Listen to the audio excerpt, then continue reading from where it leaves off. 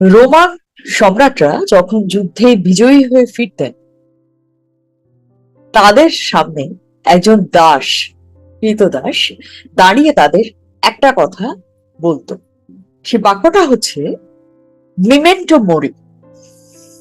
এর মানে হচ্ছে মনে রেখো, তুমিও মরবে।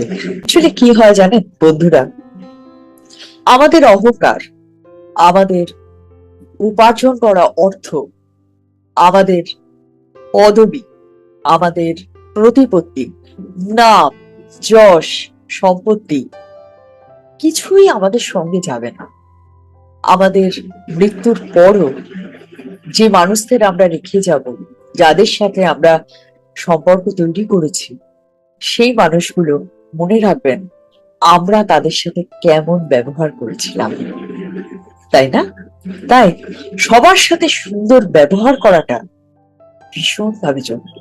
এই প্রসঙ্গে মহাত্মা রুমির একটা চমৎকার কথা মনে পড়ছে।